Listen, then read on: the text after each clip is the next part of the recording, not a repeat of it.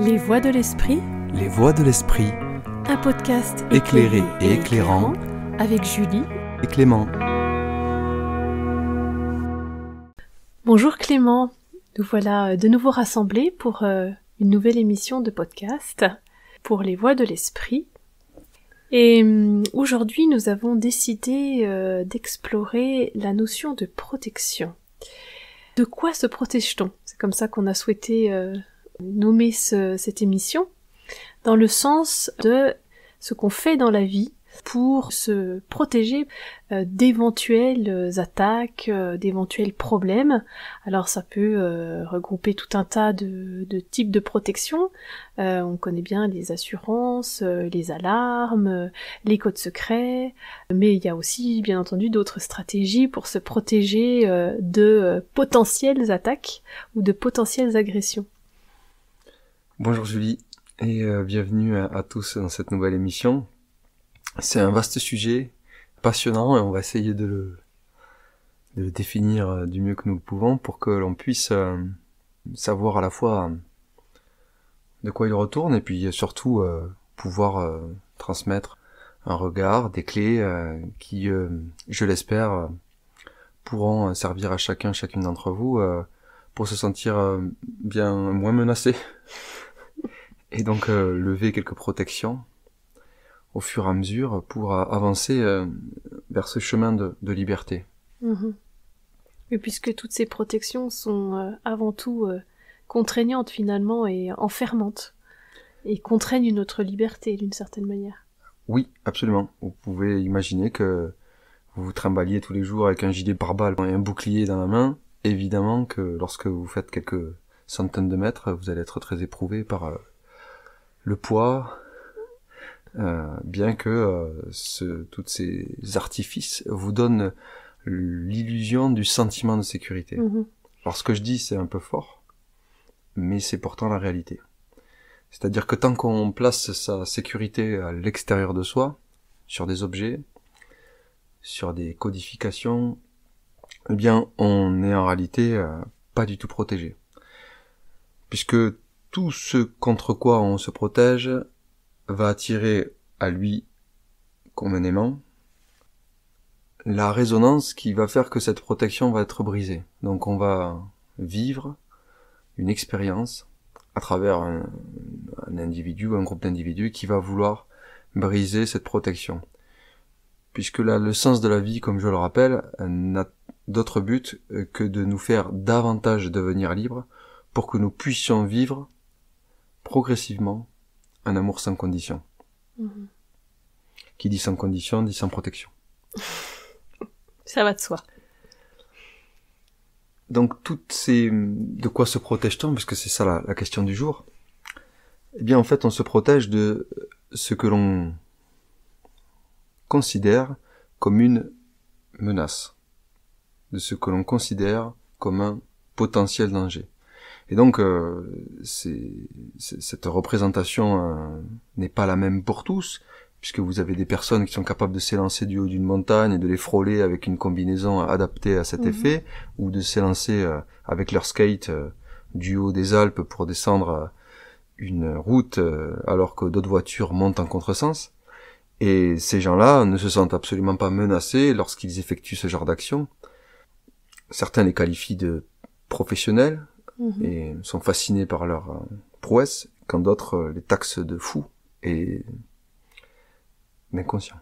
Donc on voit bien que chacun va placer le curseur du danger, de la menace, selon son propre vécu et sa propre représentation du monde.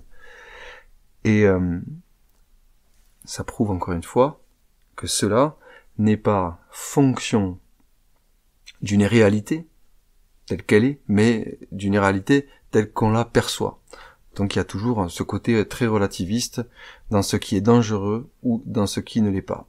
Toutefois, il y a des choses communément admises comme dangereuses, Par exemple, lorsque une personne vient à braquer une arme sur vous, il existe très peu de personnes sur Terre qui garderaient un sang-froid, arboreraient un sourire et taperaient sur l'épaule de leur agresseur en disant vas-y, tire. Pour autant, des personnes qui ont grandi comme ça dans des milieux très instables au niveau militaire, donc je pense surtout à des enfants à qui on a confié des armes très très jeunes. Pour eux, cela représente un jeu, et ils voient nombre de leurs pères mourir tous les jours, et pour eux, se retrouver avec une arme braquée, eh bien c'est une habitude. Une habitude comme nous irions acheter une baguette de pain. Ça peut paraître absolument fou, ce que je dis, mais les psychologues ont démontré qu'en fait, ce n'est pas de l'arme que nous avons peur, à proprement parler.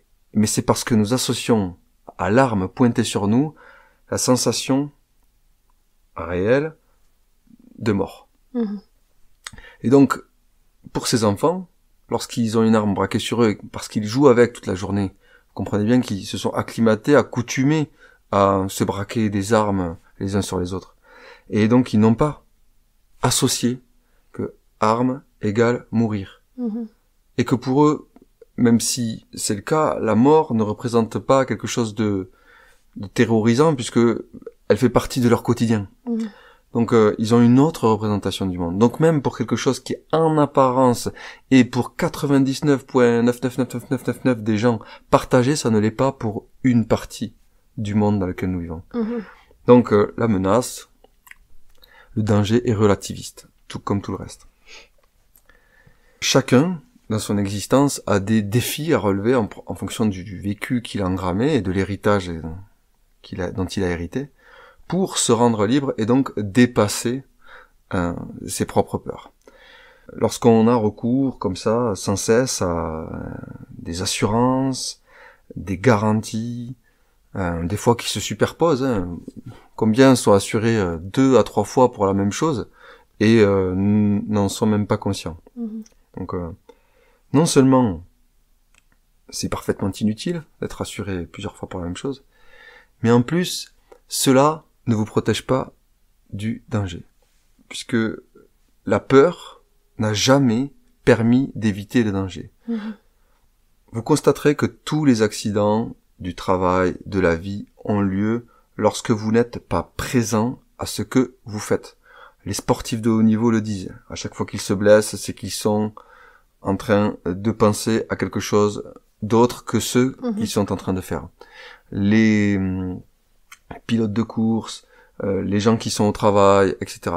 La plupart des accidents ont lieu d'ailleurs à cet effet, donc c'est significatif, en début ou fin de journée, en début ou fin de semaine.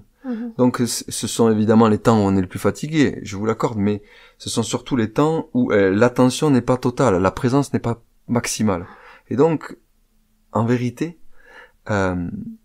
c'est lorsque nous sommes présents que nous pouvons véritablement nous prémunir du danger et que nous pouvons aussi secourir les autres.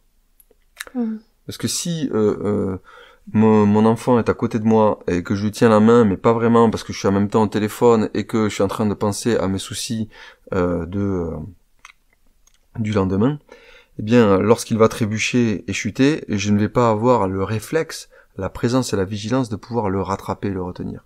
Alors que si je suis dans une relation avec lui de présence, eh bien, il a énormément plus de possibilités pour que je puisse pallier aux conséquences de l'accident.